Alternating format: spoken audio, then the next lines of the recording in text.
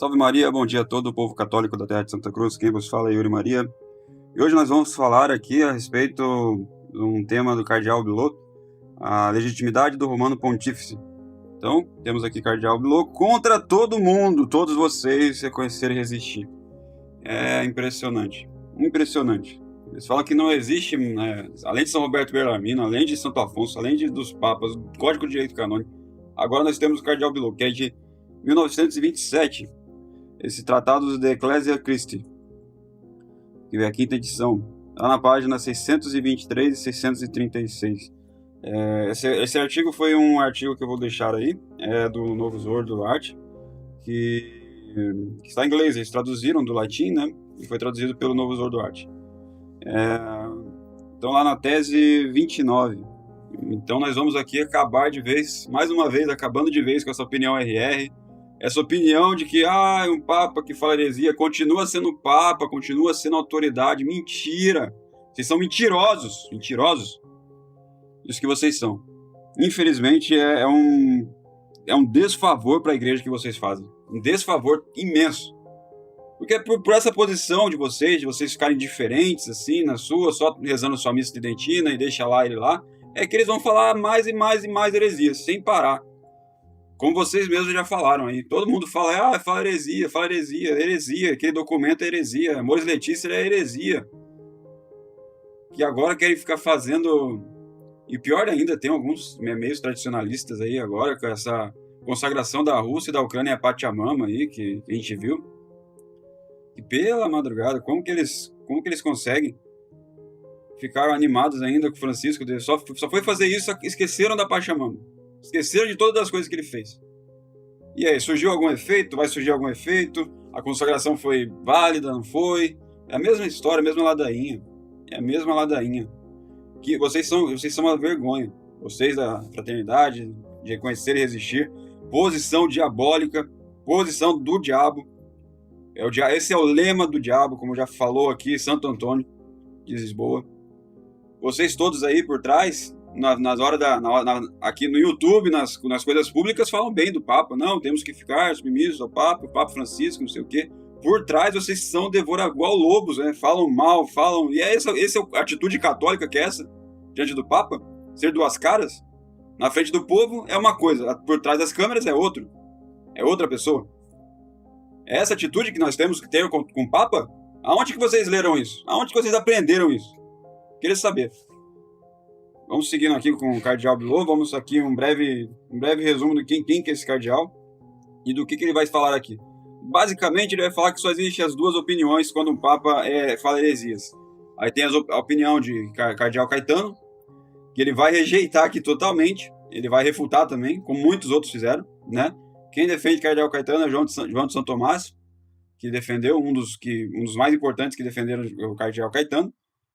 E a outra posição de São Roberto Bellarmino, que refutou o Cardeal Caetano no livro dele, e que foi escolhido como santo e doutor da igreja. E olha o peso que ele tem.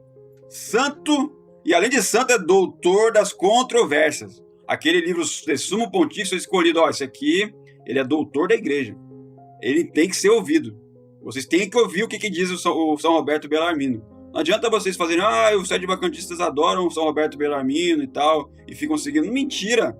Porque o próprio São Roberto Bellarmino fala que essa opinião não é dele, é a opinião de todos os santos padres do Papa, do Código de Direito Canônico, da reta razão. Ele pega o Evangelho também, fala isso. Porque quando um Papa é eleito Papa, não tem nenhum poder, nada, que pode desfazer ele, tirar ele do cargo dele. Nada.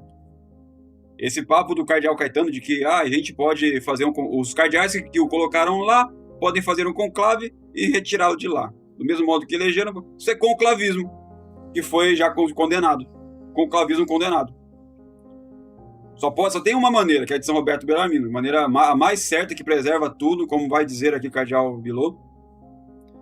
E é a maneira de ele mesmo se auto-excomungou. Ele mesmo, por sua própria autoridade, se auto-excomungou. Quando ele falou heresia pública, não precisa de nenhuma declaração de nada, é ipso facto. Porque a gente não pode seguir um herege. Um herege não pode ser a autoridade máxima da igreja. É difícil para vocês entenderem isso. É difícil. A gente tem que ficar... É um parto pra gente convencer uma pessoa dessas que... E eles recusam ao debate, ganham dinheiro com as coisas tradicionais e fazem modernismo ainda. Impressionante. São patrocinados por banqueiros, por maçons. E o povo católico não acorda. Não. Os historiadores aí, que se dizem historiadores, por que não vão estudar a infiltração na igreja? Porque tema mais bonito para se estudar e para se expor para o povo. E ficam ainda querendo... vamos estudar a patrística lá atrás e tal. Não, meu amigo, a gente tá com coisa muito mais importante que nos dias de hoje. A infiltração na igreja. Por hereges no cargo, no topo, comunistas por aí, fazendo teologia da libertação, todo lobby, esse poder aí maçônico querendo transformar a igreja, matar as almas. E estão saqueando todas as igrejas. Não tenha dúvida que as igrejas vão ser destruídas, queimadas, vão ser vendidas, vão ser transformadas em coisas feias, né? Como já está acontecendo. O dinheiro do Vaticano todo ali, ó, já foi pego, já tá lá em Nova York, já saiu, não tem nada quase lá, não tem ouro mais no Vaticano. O presidente Trump lá pegou tudo e já foi pra tá lá em Nova York. Acabou, eles estão com tudo é deles. Só nos resta a fé que é a verdadeira igreja. Onde está? Tem que ter a fé primeiro, não adianta os edifícios, não adianta essas coisas. Isso não é a fé. Isso não é a igreja. Isso não é o corpo místico de Cristo. Enfim, vamos continuar aqui. Estou muito animado. O Cardeal Blow é um dos que precisa também ser traduzido. Precisa urgentemente ser traduzido as obras do Cardeal. E vamos seguindo aqui. Salve Maria. Espero que todos apreciem esse breve comentário. Tá? E esse site do Novus Ordo tem muita coisa boa lá. Se você que sabe inglês, convido. É excelente. Eu convido mesmo, é um dos melhores sites assim, que eu recomendo para todos. Então, antes de começar, temos que relembrar quem foi Louis Billow. Ele foi um padre teólogo jesuíta francês. Nasceu em 1846 e morreu em 1931. Né? Foi um grande influenciador no século XX da Igreja Católica. Ele inclusive sendo como co-escritor da Pascendi do Papa São Pio X, e que definiu suas políticas eclesiásticas. E as obras dele foram usadas no mundo inteiro, as obras se tornaram clássicas e foram usadas no mundo inteiro por vários sacerdotes. E ele foi apelidado, presta atenção, apelidado de Príncipe dos Teólogos. Ele foi elevado a cardinalato em 1911 e renunciou em 1927. Sendo o único cardeal do século que abdicou. E isso que fez ele se tornar mais... ficou famoso por conta disso. Ele foi o único cardeal que abdicou disso. Ele foi o maior, na época dele, era o maior da escola tomista, na época dele. Ele era uma liderança na metafísica, em teologia especulativa. E das obras dele, as que se destacam é De Verbo Incarnato, De Gratia Christi, que é essa que nós iremos falar, e de Ecclesia Christi, que é essa que a gente vai falar. Ele foi para você ter ideia, ele foi uma das chaves eclesiásticas contra o modernismo. Ele foi um dos maiores inimigos do modernismo. E o que ele fez, ele foi a chave de todos os pensadores que fizeram, principalmente São Pio X, que fez a encíclica Pascendi. Ele é uma chave. Ele é um grande teólogo que é contra o modernismo. E lembrando que o modernismo é a síntese de todas as heresias. Então isso aqui tem que ficar bem claro. A gente falar assim, mas é uma heresia. Não, você pensa numa heresia aí, Lutero. Heresia luterana e tal. O modernismo é pior. Qualquer heresia é a síntese de todas as heresias. Como diz São Pio X. É pior, é uma coisa pior aí. Pior, entendeu? Se você não tem esse sentimento de que é pior o modernismo, você não vai entender nunca. Você nunca vai entender o motivo. Você às vezes tem, eu tenho raiva da heresia, a heresia luterana, da heresia calvinista, dos arianos, eu leio história, fico com raiva e tal, fico com a fúria ali, daquele negócio, que como pode ser herege. Mas o que você deveria ter mais assim, sentimento de raiva, de indignação, é o modernismo. Que é pior, esse modernismo acabou mesmo assim com tudo da igreja. Sobrevivemos aos poucos, são poucos, né? Estamos agora aí em crescimento. Mas foi uma coisa fulminante, como dizia Nossa Senhora, um eclipse mesmo da igreja. Houve eclipse. E agora, como um eclipse, ele está acabando, ele vai ressurgindo, né? O movimento sede-vacantista vai crescer, né? Como eles nos chamam. A gente, na verdade, é católicos refratários, mas comumente chamados como sede-vacantistas. Então, se ficou bem esse termo, só tem que ser entendido no contexto certo, né? E se ficou bem, então é o que vai ser usado. Somos sede-vacantistas e está crescendo esse movimento e vai crescer muito. Muito porque a gente não está com as mentiras. Nós não falamos as mentiras. Não pegamos esse livro aí do História da Santa Igreja, do padre Alfredo Sanz aí, que tem lá mentiras modernistas, propagandas calvinistas, falando mal de papas, falando que papas falam heresias, que já houve papas hereges, como vocês ficam falando por aí, ventilando, falando que a gente pode desobedecer um papa em fé e moral quando ele ensina. Que é isso? Isso aí não é católico, nunca foi. E ficam mentindo. Vocês, a mentira tem perna curta. A mentira vai acabar. E a nossa verdade sólida, que a gente vai aqui falando para os quatro cantos, para os quatro, nada vai parar isso. Nada vai parar isso. Vamos continuar falando, vamos continuar denunciando essas mentiras que vocês falam. Vocês antes não falavam de sede-vacantismo, não falavam nada, mas agora está se tornando algo que vocês não têm como fugir. Vocês vão ter que vir para o debate e vocês vão perder. Vão perder. Se vocês continuarem falando as mesmas mentiras, as pessoas vão notar, vão estudar por conta própria, vão falar, é mentira. E vão ver que vocês estão falando mentira. E quem não tiver respeito humano vai virar sede-vacantista. Por quê? Por respeito humano, que essas pessoas sabem das coisas e ainda ficam nesses lugares aí que, que o meu padre, que é meu amigo, o que ele vai pensar, o que meus amigos vão falar, agora que eu sei a verdade, agora que eu sei que a gente não pode desobedecer um papa legítimo, agora que eu sei que isso aí não é papa, é herege, agora que eu sei que existem várias opiniões a respeito do papa herege, já está aí escrito, agora que eu sei que a primeira coisa que um católico deve saber é onde está o papa, e se esse papa é papa mesmo. E agora? Aí, por respeito humano, meus amigos, meu filho, minha esposa, meu sei lá, não vai aceitar. E aí fica de respeito humano, que é um pecado, é uma fraqueza. Os católicos são convidados a não ter respeito humano, porque Deus, quando faz as heresias, nos permite as heresias no tempo, ele é para provar o nosso amor a ele. Se a gente tem respeito humano, a gente está respeitando as coisas humanas em prol do amor de Deus. Isso é nocivo, né? Isso é um defeito da alma. Acho que você precisaria rezar mais, né? Ter mais caridade para conseguir realmente sair dessa coisa de respeito humano. Que eu acho que alguns têm isso, né? Outros são realmente que têm ignorância ali e tal, que precisam um pouco mais de boa vontade e estudar um pouco mais. É muito simples, é só falar, eles falam que São Libério falou heresia, vou estudar São Libério. E aí você vai se surpreender. Estude São Libério não pelos documentos pós-Vaticano II, não pelo Denziger que foi modificado. Pega o Denziger antigo e vai ver lá quem vai falar de São Libério. Santo. E vai comparar o que eles estão falando. E aí você vai chegar, eles estão falando mentira, aí você já fica com a pulga atrás da orelha, aí já vai fazendo, procurando as coisas.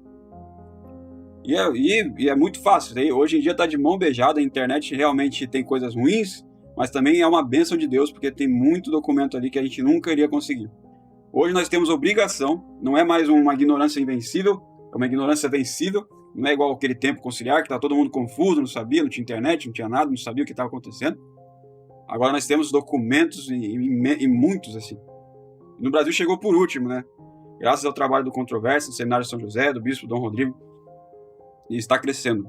E vamos continuar crescendo e vamos continuar falando e denunciando, principalmente, o pior de todos, é quando a verdade quando a mentira parece com a verdade. Essa é a pior. Quando se parece com a verdade, porque aí ela engana mais. E essa é a pior, como diz o Padre Ângelo, essa é a pior mentira, aquela que engana mais. Por isso que o reconhecer e resistir, essa é a pior mentira que tem. Porque os católicos, quando olham para o modernismo, falam, isso aí não é católico. Aí vai cair qual outro lado que cai? A posição controlada da fraternidade, do IBP. Eles só querem a missa em latim e acabar com o papado. Eles acabam com o papado, na verdade. O único defeito de papado aqui, e os papas antigos, é o sede-vacantista, que são os católicos, né? Hoje somos os católicos, realmente, que sabem realmente a doutrina, que estudou história realmente, não pegou o livro do Catecismo daqueles da igreja, aqui, ó, já teve papa herege, pronto. E caiu foi igual um pato. Pum! Não é assim. Não é assim, meu amigo. Continuando aqui, Cardeal Bilot. O Cardeal Bilot, ele teve alguns desentendimentos por conta de política, né, na França. Ele apoiava muito a ação francesa. E a ação francesa era uma coisa monarquista, assim, e tal. E ele apoiava muito esse movimento. E com o Pio XI, estava tendo um desentendimento, alguma coisa assim. E por conta disso, ele saiu, ele rejeitou o cardinalato. Ele falou que não queria... Ele renunciou ao cardinalato em 1927. O Papa aceitou e assim morreu como um sacerdote jesuíta. Ele morreu com 85 anos de idade, muito pobre, pobreza extrema. Ele foi enterrado lá na capela jesuíta do cemitério de Campo de Varano. Isso aqui é só um pouco da história do nosso... Então, a gente tem Luiz Bilot, que é um peso aqui, ó. Temos um teólogo falando. Vou falar o que ele está falando aqui nesse documento sobre a legitimidade do Romano Pontífice, essa é a questão. Questão 14 da tese 29. Está em latim, foi traduzido pelo Novos Ordos. Vou deixar aí o site para quem quiser ver. E vamos lá. A princípio ele vai falar aqui sobre a eleição, né, legítima, o que faz uma eleição legítima, que não vem ao caso nosso. E depois o que ele vai falar, que agora sim, que a gente vai falar, o caso de um pontífice que deixou de ser igreja por causa de notória heresia. Agora ele vai falar sobre isso. Aqui é só sobre um pontífice legítimo. E o que faz um pontífice ser legítimo e o que faz ele não ser. Então ele vai falar a primeira parte da eleição. E agora que não vem ao caso, eu vou falar... A eleição vai ser interessante, esse povo da tese de Cassitiacum dar uma estudada nessa parte. Isso é muito interessante. Mas não vem ao caso. Vamos lá para essa parte do caso de um pontífice que cai em heresia.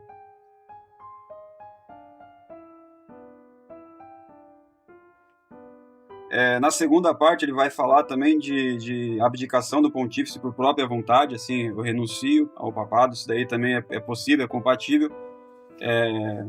Ele deixa de ser papa também, se ele por vontade própria renunciar. Aqui ele vai defender essa tese, a segunda, né? E também não é o que a gente vai estudar, mas vou deixar o documento aí para quem quiser. Mas nessa parte é interessante que ele vai falar que uma remoção de modo algum pode ocorrer por meio de uma deposição, pela qual o pontífice seja privado da sua autoridade pela igreja ou por qualquer outro grupo existente na igreja. A razão é que um superior não é deposto por um inferior, porque o pontífice estaria sempre sujeito à responsabilidade legal perante o julgamento dos inferiores, o que envolveria uma contradição aberta. Em terceiro lugar, a igreja ou a comunidade da igreja não retém nenhum ato em relação à pessoa do pontífice, exceto na hora da eleição. É só na hora da eleição. Então, uma vez que a eleição canônica foi completada, não resta nada a fazer até que haja ocasião de uma nova eleição. E não pode-se ter uma nova eleição, exceto posteriormente, em caso de vacância da sé. Bom, então aqui agora sim nós vamos chegar na parte que eu queria, mas foi interessante essa parte, que para aqueles que falam que precisamos de um cardeal, os cardeais têm que se reunir e depor o Papa e tal. Então ele foi contra totalmente a tese de vários aí que eu vi por aí que tem essa tese, né? Primeiro tem que provar que é uma heresia, aí depois você vai com os cardeais e você destitui o Papa. Isso aí é mentira das brabas, assim, tem gente que defende isso aqui mesmo, isso aí é o conciliarismo total. Mas enfim, vamos agora para a parte que é interessante aqui. Finalmente permanece a célebre questão sobre o caso de um pontífice pode desertar da igreja por apostasia, cisma ou heresia. Ele pode ser, então, um pontífice pode desertar da igreja por esses três meios. A apostasia, se o Papa, por exemplo, se tornar turco. Ele deu um exemplo. Por cisma, se não estiver mais em comunhão com a igreja católica e seus ensinamentos. E por heresia, quando pessoalmente confessar por não acreditar em algum dogma que foi instituído pela igreja, ou mantido como uma fé firme por todos os cristãos. E aí ele dá alguns exemplos, a Imaculada Conceição, divindade de Cristo, presença do Real Sacramento, matrimônio, qualquer dogma, qualquer doutrina da igreja definida. Então ele fala que as duas primeiras, né, a apostasia e o cisma, é muito difícil, né? Até chega a ser considerado, será que poderia um Papa virar um muçulmano? Mas aí ele fala que é muito difícil. É que o modernismo não estava... Eu queria que essas pessoas conseguissem ter uma visão, assim, uma profética assim, no futuro para ver o que é o modernismo, o que aconteceu. Por isso que São Pio X fala, a síntese de todas as heresias. É a síntese de todas as heresias. O que aconteceu? Eles conseguiram chegar lá e acabar de vez, de cima para baixo, acabando de vez com a igreja.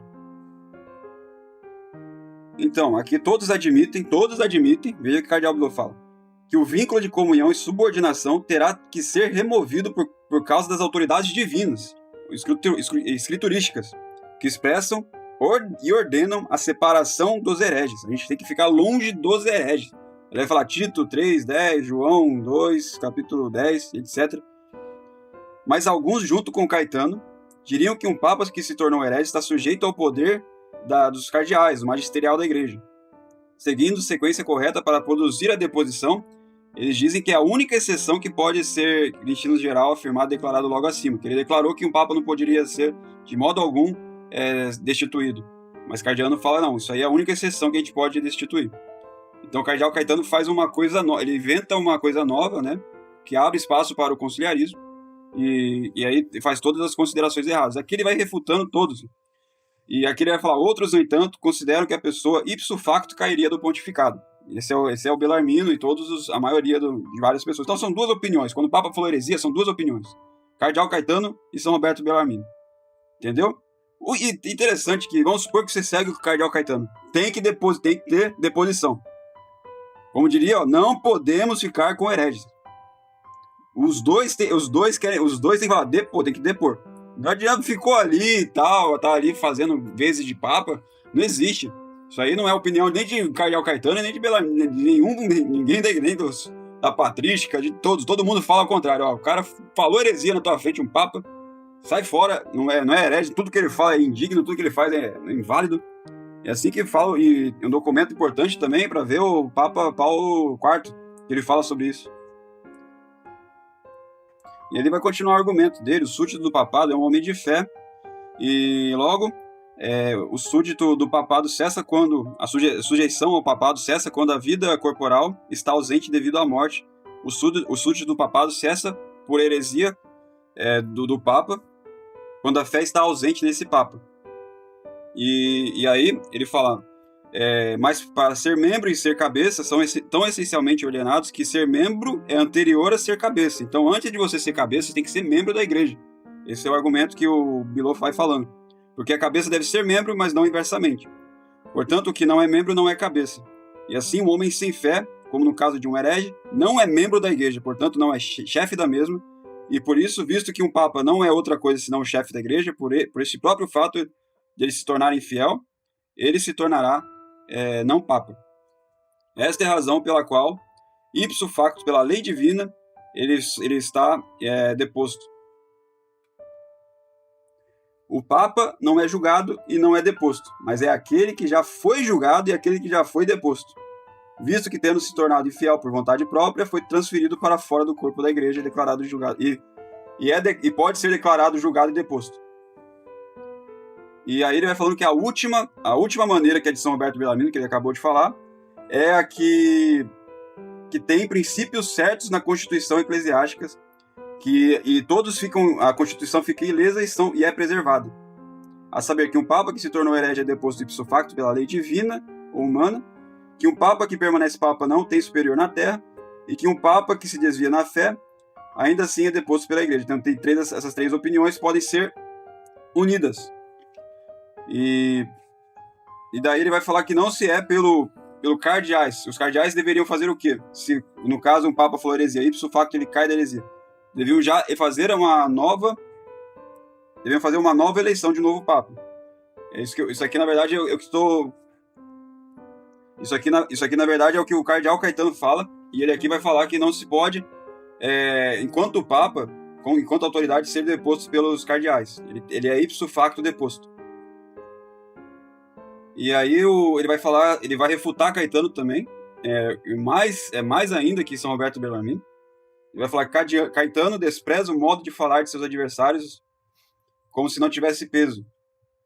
Com o seguinte argumento: mostra que um papa herético é ipso facto privado do pontificado nem por lei divina nem por humana. Porque ele fala que outros bispos hereges não são privados ipso facto por leis divinas ou humanas. Por isso, muito menos um papa. Esse é o argumento de São Roberto Bellarmino. Aqui, aí o o Bilô vai falar. Aqui é onde você vê que o fundamento de Caetano repousa em um grau singular no fato de que um ato interior é suficiente para a heresia, e essa jurisdição nunca se perde por causa de heresia interior. E daí ele vai falar que um herege nunca é ipso facto privado da jurisdição episcopal enquanto estiver, e nem muito menos o Papa, enquanto for heresia oculta interior. Porque heresia oculta e interior não tem como saber. Agora, a heresia, né, que o cardeal Caetano está falando, a heresia que ele está falando é a heresia positiva enquanto pecado contra a virtude da fé, que é no foro interno de Deus e da consciência. Mas, como disse aqui o Bilô, estamos falando aqui da heresia que é pura e simplesmente que tem o poder de separar o homem do corpo da igreja visível e que se opõe diretamente à profissão externa da religião católica. Essa heresia não é interior nem é oculta, é a exterior e a notória, que quem rompe um vínculo da fé por meio de uma heresia pública e notória perde imediatamente a adesão de todos os títulos que essencialmente o pressupõem. Portanto, a hipótese que um Papa notoriamente herege deve se admitir sem demora, que ele perderia ipso facto o poder pontífice, desde que tendo se tornado herege por sua própria vontade e sendo assim transferido para fora do corpo da igreja. Como dizem os autores, que Caetano erroneamente parece condená-los ao erro. Como pode um pontífice herege confirmar seus irmãos na fé e sempre pregar a verdadeira fé? E aí Cardeal Bilô vai falar da declaração do Papa Inocêncio III, no sermão, que ele diz: a fé me é necessária a tal ponto que, embora eu tenha somente Deus como juiz dos meus pecados, eu só poderia ser julgado pela igreja em razão de um pecado cometido contra a fé. Porque aqui diz Inocêncio: se eu não fosse firmado na fé, como poderia fortalecer os outros na fé? E, portanto, a fé da Sé Apostólica nunca falhou em nenhuma perturbação, mas sempre permaneceu inteira e intacta para que o privilégio de Pedro persistisse inabalável. Depois ele vai citar o direito canônico, o cânon 6, se Papa, nenhum mortal na terra presume provar o Papa culpado de faltas. Isso aqui é para quem reconhecer e resistir, né? Que eles ficam falando de Francisco. Nenhum mortal da terra presume provar o Papa culpado de faltas, pois aquele que deve julgar todos os homens não deve ser julgado por nenhum homem, a menos que ele seja descoberto como desviante da fé. Então, desviou-se da fé, heresia. Aí você pode falar do Papa como vocês falam. Amores Letícia, heresia. Olha o que ele está fazendo, heresia. O Concílio Vaticano II, tem coisa errada, vocês não podem fazer isso. Vocês não podem, isso aí não é ensino novo, isso é novidade, isso é heresia que vocês estão falando.